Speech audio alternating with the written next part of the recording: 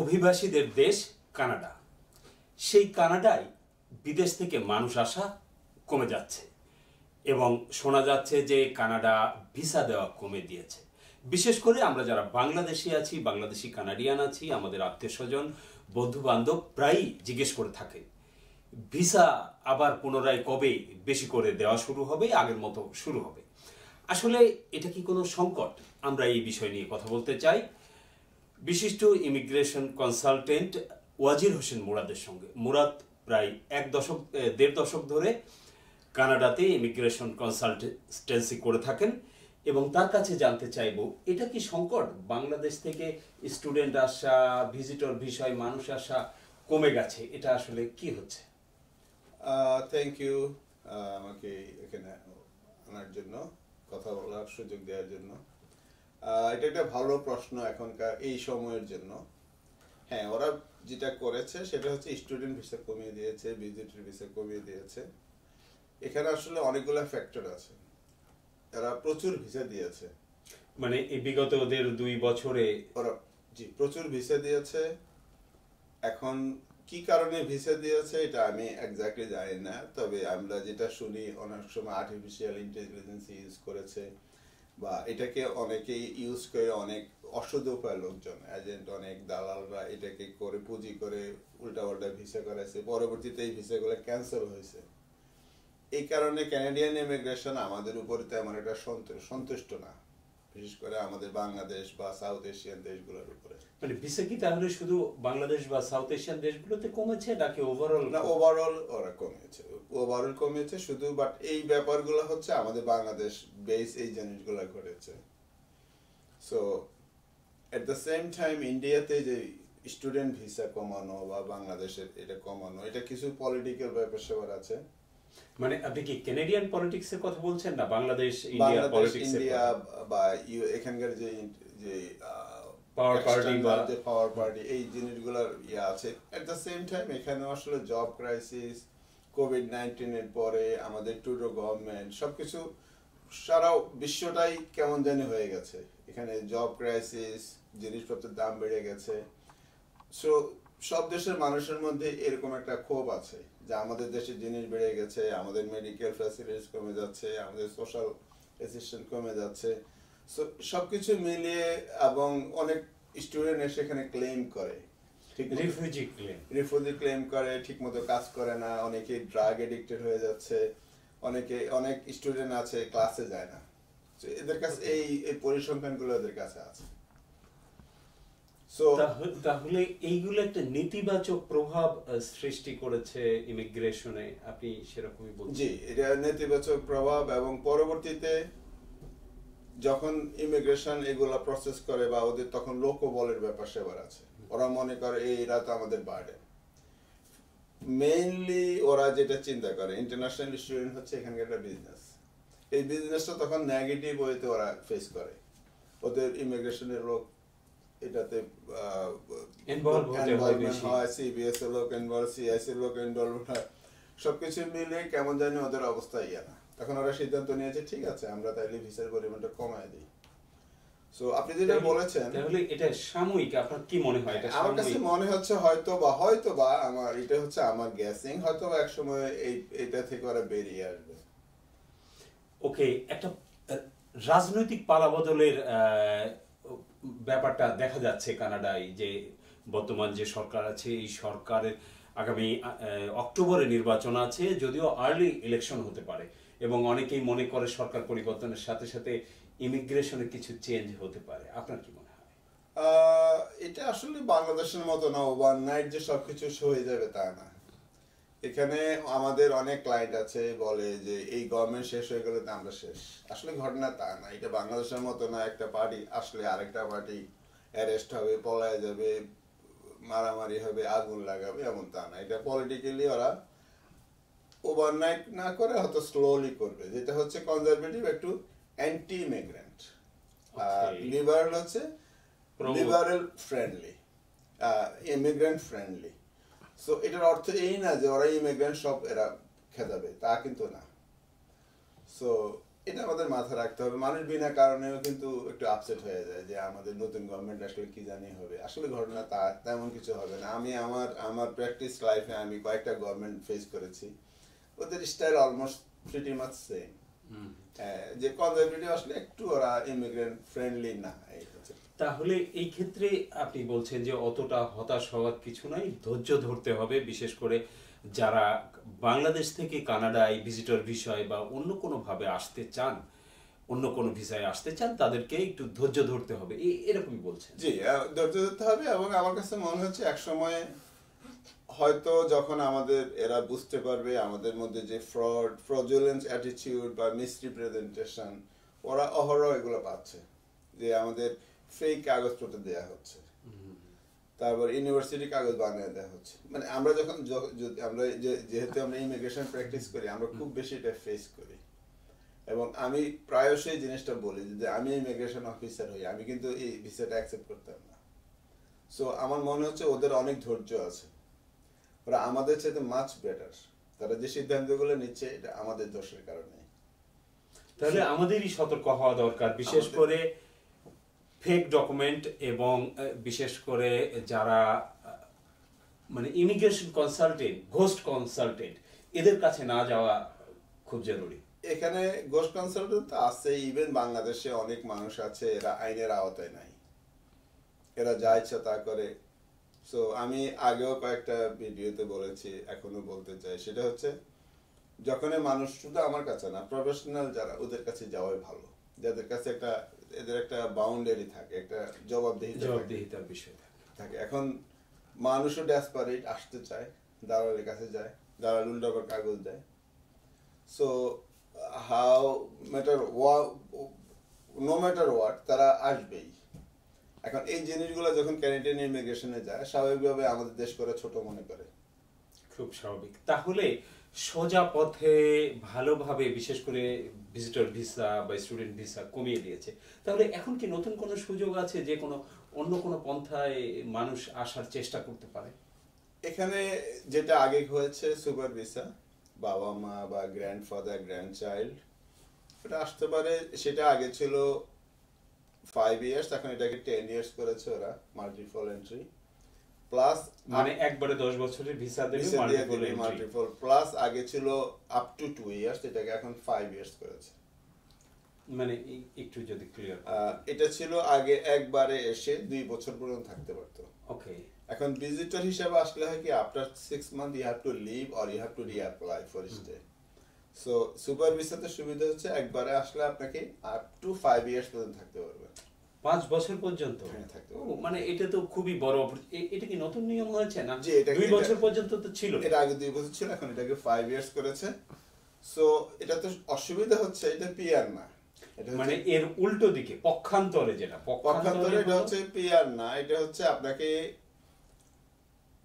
Insurance কিনতে হবে, insurance কিনতে হবে, ইন্স্যুরেন্স পে করতে হবে, আপনাকে আপনার পকেট থেকে টাকা দিতে হবে।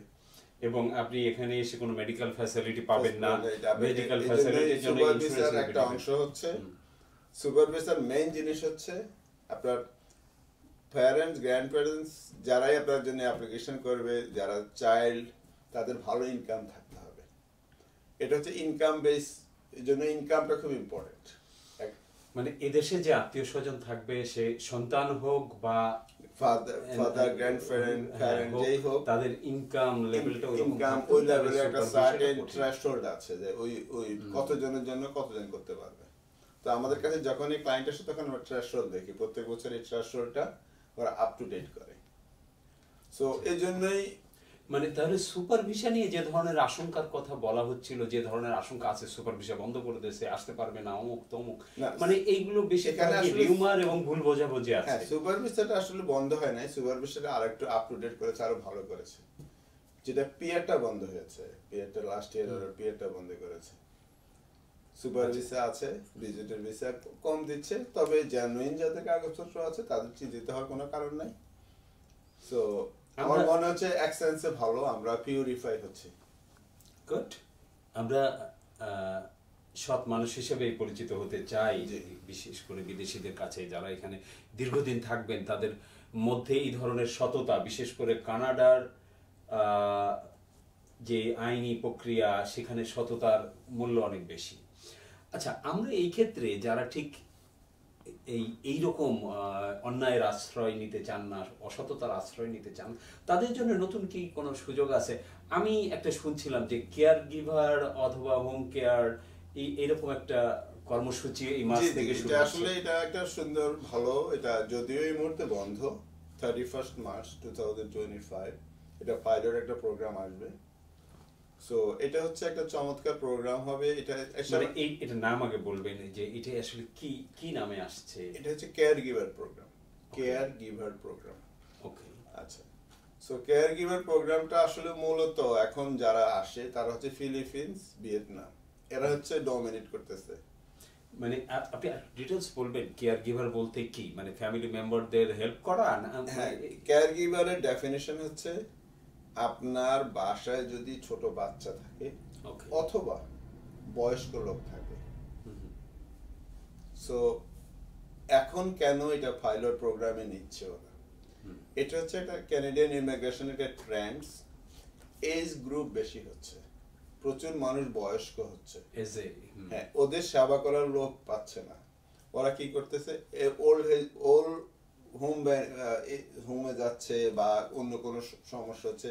এদেশের কালচারটা হচ্ছে বাবা মার তেমন একটা সন্তানেরা তেমন একটা কেয়ার করে না, বা এদের জন্য এই জন্যই মানে পক্ষান্তরে এই জিনিসটা ঠিক নেগেটিভ না বললেও আমি অনেক সময় দেখেছি যে এদেশে বাবা মারাও একটা নির্দিষ্ট এজের পরে নিজেরাই শেল্টারে চলে যেতে চায় স্বাধীনতার জন্য। প্রবলেম বা অনেক প্রফেশনাল আছে, দুইজনেই লয়ার বা দুইজনেই ডাক্তার বা দুইজনেই প্রফেশনাল, দুইজনেই ব্যাংকার, হাজব্যান্ড ওয়াইফ, তাদের বাচ্চার জন্য দরকার। সো এই জন্যই কেয়ার গিভার প্রোগ্রামটা।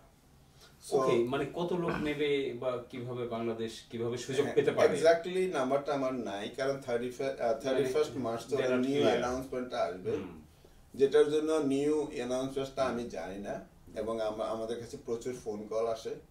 তো আমরা সবাইকে বলি আমরা যে ডকুমেন্ট চেক লিস্টটা করব 31 মার্চের পরে, ক্লিয়ার অ্যানাউন্সের পরে। Clear announce. তবে আমার যে এখন যদি কেউ প্রস্তুতি নিতে চায়, প্রিপারেশন, তাহলে তার জন্য এবং বাংলাদেশিরা কিভাবে এই প্রোগ্রামগুলোতে অংশগ্রহণ করতে পারে। সো গত বছরে যে স্যালারি ছিল $20 মিনিমাম। সো আমার কাছে মনে হচ্ছে $20 এবং 8 hours per day is huge amount of money. So Bangladesh government বা বাংলাদেশের যে ট্রেড স্কুল যেটা করতে পারে, যেটা ফিলিপিন্স এবং ভিয়েতনামে আছে, ওখানে প্রচুর স্কুল আছে নার্সিং, এই কোর্সগুলো ওরা শিখায়, এবং এটা হচ্ছে মানে ট্রেন করা। হ্যাঁ। খুব সম্ভবত এরকম একটা তথ্য আমি দেখেছিলাম যে বাংলাদেশের বর্তমান প্রধান উপদেষ্টা এরকম উনিও বলেছে জাপানে আমাদের প্রচুর চাহিদা আছে, এবং আমাদের কানাডাতে প্রচুর চাহিদা আছে, ইউএসএ তো চাহিদা আছে। সো আমাদের যেটা করা উচিত, আমাদের গভর্নমেন্টের এবং আমাদের ভোকেশনাল ট্রেনিং গুলো আমাদের যদি আমাদের হয় কি, এখনকার প্রজন্মে প্রচুর ছেলে মেয়ে আছে যারা, বিশেষ করে মেয়েদের জন্য এটা হচ্ছে মোর সুইটেবল। এইটা নার্স না, কিন্তু সেবাটা নার্সের মতোই। নার্স হতে হলে অনেক ধরনের পড়াশোনা করতে হয়, বিশেষ করে নর্থ আমেরিকা দেশগুলো, কানাডা, যুক্তরাষ্ট্রতে নার্স মানে হলো ট্রেন্ড, অনেক ট্রেন্ড। তার বিকল্প হিসাবে এটা একটা ভালো। এটা আসলে যেটা জিনিসগুলো ওরা শিখায়, যেটা আমি বুঝতে পেরেছি বা আমার বেস্ট অন মাই স্টাডিজ, এবং যেহেতু আমরা ইমিগ্রেশন প্র্যাকটিস করি, আমাদের কিছুটা নলেজ থাকতে হয় সব বিষয়ের উপরে। যেমন নিউট্রিশন, যে একটা বয়স্ক মানুষকে কোন ধরনের খাওয়া দিতে হবে, একটা বাচ্চাকে কি দেওয়া উচিত, তার কত ঘন্টা ঘুমানো উচিত, এই যে বেসিক নিডস গুলা, বা কত তাপমাত্রা একটা বাচ্চা থাকা উচিত, একটা বয়স্ক লোকের কি ধরনের ব্ল্যাঙ্কেট পরানো উচিত, এই জিনিসগুলো হচ্ছে ওই বেসিক স্কুলে যে 6 মাস ট্রেনিং হবে, ওই জিনিসগুলো শিখায়। তো শেখানোর আগে যেটা করতে হবে সেটা হচ্ছে প্রি রিকোয়েজিশন রাখতে হবে ওখানে। প্রি রিকোয়েজিটটা হচ্ছে মিনিমাম যাদের ইংলিশ স্পিকিংটা ভালো, মানে যারা আইএলটিএস কমিউনিকেট করতে হবে। কারণ মিনিমাম এখন আপনি বাঙালি একজন বাবার জন্য আপনি একটা হোম কেয়ার গিভার আনলেন, কিন্তু ওনার যদি কমিউনিকেশনের সমস্যা হয়, তাহলে হয় কি হসপিটালে কল দিতে হবে, 911 কল দিতে হবে। আপনি আছেন আপনার জবে, তাহলে ওই কমিউনিকেশনের জন্য তাকে আইএলটিএস একটা মিনিমাম থাকতে হবে। তার মানে আপনি বলছেন দুইটা এই ধরনের কেয়ার গিভারের যে ট্রেনিং এর জন্য দুইটা জিনিস দরকার, একটা হলো ওই সংশ্লিষ্ট বিষয়ে জ্ঞান, পাশাপাশি ইংরেজির একটা বেসিক নলেজ, বেসিক কমিউনিকেশনটা। এটা ইমিগ্রেশনে গত বছরে যে আমাদের ইয়াটা আছে আইএলটিএস 5 মিনিমাম 5 ওকে, চেষ্টা করলে আমার মনে হয় না খুব বেশি একটা খুব বেশি একটা এটা চ্যালেঞ্জিং আমার কাছে মনে হচ্ছে। এখন বাংলাদেশে প্রচুর ইংলিশ মিডিয়ামের ছেলেমেয়েরা বড় হচ্ছে এবং আমাদের দেশের job crisis at the same time এখানে এই জবটার ভালো ক্রাইসিস। এখানে according to the job bank আমি আমার রিসার্চটা আমি যেটা পেয়েছি, এদের প্রচুর ডিমান্ড হবে এবছর এই যে কেয়ার গিভার উপরে, এবং এদের ভ্যাকেন্সি বেড়ে যাচ্ছে কন্টিনিউ, কারণ এইজিং গ্রুপ বেড়ে যাচ্ছে। ওরা ছোট বাচ্চার দিকে না গিয়ে ওরা এইজটাকে বেশি প্রায়োরিটি দিচ্ছে, কারণ এক শ্রেণীর মানুষ কিন্তু সেবা পাবে না। হসপিটালগুলো একটা সময় যে মানুষ পাবে না, হ্যাঁ হসপিটালগুলো তো এদেরকে না, এদের হচ্ছে এরা হসপিটালেরও না, রিহ্যাবেরও না, previous rehab, out of rehab, কারণ রিহ্যাবে গেলে অন্য আরেকটা গ্রুপ। সো আবার স্যালারিটা দিবেন আপনি, সো গভর্নমেন্ট আপনাকে চাপাইয়ে দিচ্ছে। সো এটা একটা চমৎকার প্রোগ্রাম, এটা দুই পক্ষেরই লাভবান। আমি যদি আমার বোনকে আনতে পারি, আমি যদি আমার একটা আমি কি ফ্যামিলি মেম্বারদের আনতে পারবো, এরকম অপরচুনিটি যদি আপনি ওই ক্রাইটেরিয়াতে পড়েন। এই প্রসঙ্গে একটা কথা বলতে চাচ্ছিলাম যে আমি যুক্তরাষ্ট্রের কথা জানি যে আমার বাবা অসুস্থ, মা অসুস্থ, আমি যদি তাকে বাসায় নিজের চাকরি ছেড়ে দিয়ে বাসায় দেখি, তার জন্য গভর্নমেন্ট আমাকে একটা টাকা দেয়, যেটা আমার জবের প্রায় সমান। এমন কোন কর্মসূচি কি এখানে আছে? এখানে এক্স্যাক্টলি ওইভাবে নাই, কেয়ার গিভার প্রোগ্রামটা ওইভাবে আছে, এটা সেটা হয়তো একটা পরিপূরক হতে পারে। জি। তো মুরাদ ভাই, আপনাকে আবারও ধন্যবাদ জানাচ্ছি। এরকম বিশেষ করে বাংলাদেশ থেকে যারা বৈধভাবে ভালোভাবে আসতে চান তাদের এই সুযোগ সম্পর্কে ধারণা দেওয়ার জন্য। আমি বলবো এটা বাংলাদেশিদের জন্য একটা বড় সুযোগ হতে পারে, কারণ বাংলাদেশিদের মধ্যে একটা সেবার মানসিকতা আছে এবং নার্সিং করা খুব কঠিন, কিন্তু এই ধরনের একটা ছোট্ট ট্রেনিং করা, ইংরেজিতে আইএলটিএস এর 5 এটা অতটা কঠিন না। একটু চেষ্টা করলেই অনেক বাংলাদেশি ছেলে মেয়ে এই সুযোগ নিতে পারেন। আমার মনে হয় 31শে মার্চ যে নতুন ঘোষণা আসবে, সেই ঘোষণার উপর ভিত্তি করে আপনারা এগিয়ে যেতে পারেন এবং আমরা এই বিষয়ে আপডেট দিতে থাকবো। ক্লাইমেট চ্যানেলের সঙ্গে থাকুন।